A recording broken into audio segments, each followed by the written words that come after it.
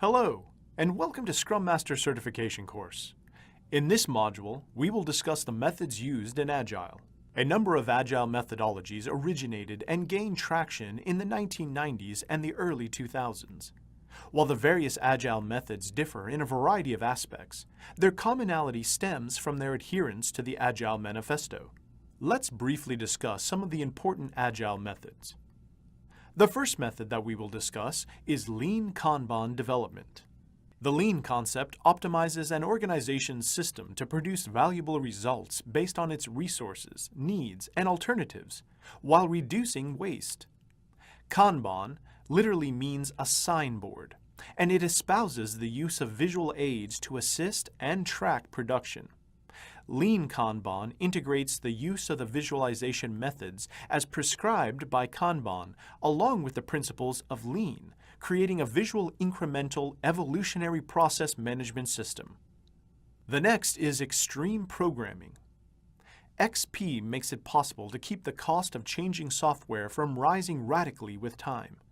The key attributes of XP include incremental development, flexibility scheduling, automated test codes, verbal communication, ever-evolving design, close collaboration, and tying in the long-term and short-term drives of all those involved. XP values communication, feedback, simplicity, and courage. The different roles in the XP approach include the customer, the developer, the tracker, and the coach. XP prescribes various coding, developer, and business practices, events, and artifacts to achieve effective and efficient development. XP has been extensively adopted due to its well-defined engineering practices.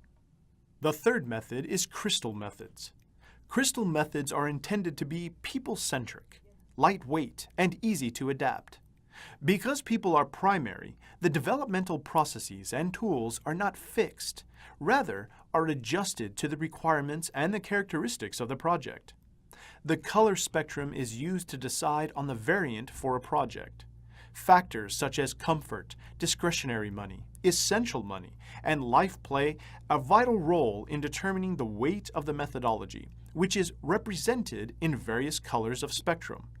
The crystal family is divided into crystal clear, crystal yellow, crystal orange web, crystal red, crystal maroon, crystal diamond, and crystal sapphire. All crystal methods have 4 roles: the executive sponsor, the lead designer, developers, and experienced users. Crystal methods recommend various strategies and techniques to achieve agility. A Crystal project cycle consists of chartering, delivering cycle, and wrap-up. The fourth method is Dynamic Systems Development Methods. DSDM sets quality and effort in terms of cost and time at the outset and adjusts the project deliverables to meet the set criteria by prioritizing the deliverables into musts, shoulds, coulds, and won't-haves, or Moscow. DSDM is a system-oriented method with 6 distinct phases: pre-project phase, the feasibility phase, exploration and engineering phase, deployment phase, and benefit assessment phase. The fifth method is feature-driven development. FDD was devised by Jeff DeLuca in 1997 and operates on the principle of completing a project by breaking it down into small, client-valued functions that can be delivered in less than 2 weeks' time. FDD has 2 core principles. Software development is a human activity, and software development is a client-valued functionality. FDD defines 6 major roles: project manager, chief architect, development manager, chief programmers, class owners, and domain experts, in addition to a number of supporting roles. The FDD process is iterative and consists of developing an overall model, building a feature list before planning, designing and building by feature. The sixth method is test-driven development. Test-driven development is a software development method that involves writing automated test code first and developing the least amount of code necessary to pass that test later. The entire project is broken down into small, client-valued features that need to be developed in the shortest possible development cycle. Based on clients' requirements and specifications, tests are written. The tests designed in the above stage are used to design and write the product code. TDD can be categorized into the following two levels: A TDD, acceptance TDD, requiring a distinct acceptance test, and D TDD, developer TDD, entails writing a single developer test. TDD has become popular because of the numerous advantages it offers, like rapid and reliable results, constant feedback, and reduced debugging time. The seventh method is adaptive software development. Adaptive software development grew out of rapid application development work by Jim Highsmith and Sam Bayer. The highlights of ASD are constant adaptation of processes to work at hand, provision of solutions to problems surfacing in large projects, and iterative, incremental development with continuous prototyping. Being a risk-driven and change-tolerant development approach, ASD believes a plan cannot admit uncertainties and risks, as these two indicate a flawed and failed plan.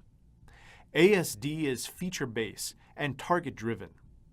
The first phase of development in ASD is speculation, as opposed to planning in the other Agile methodologies, followed by collaborate and lean phases. The eighth method is Agile Unified Process.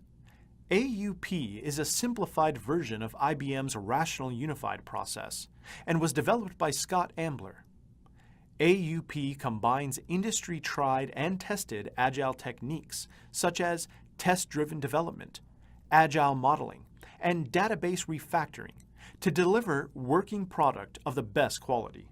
AUP models its processes and techniques on the values of simplicity, agility, customizability, self-organization, independence of tools, and focus on high-value activities.